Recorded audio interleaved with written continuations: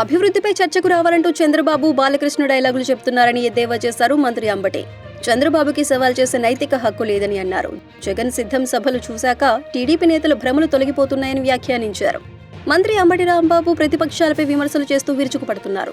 సార్వత్రిక ఎన్నికల వేడి ప్రారంభమవుతుంది. పవన్ కళ్యాణ్ వారాహి వెహికల్ ఎక్కడ ఉంది, చంద్రబాబు రా కదిలిరా అంటే ఎవరూ రావటం లేదని కౌంటర్లు వేశారు. జగన్ సిద్ధం సభలు చూశాక టీడీపీ నేతల భ్రమలు తొలగిపోతున్నాయని ఆయన వ్యాఖ్యానించారు.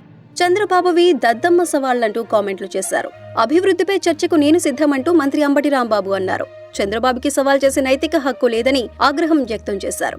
టీడీపీ ఆఫీసులో అయినా చర్చకు సిద్ధమని చెప్పుకొచ్చారు. చంద్రబాబుని ముసలోడు అంటే లోకేష్ కి ఎందుకంత కోపమని ప్రశ్నించారు. చంద్రబాబు జైలుకి వెళ్తే ముసలోడు అని లోకేష్ అన్నారని గుర్తు చేశారు. కుర్చీలు మడతపెట్టడంలో లోకేష్, చంద్రబాబు అంత గొప్పోళ్లు లేరని అన్నారు.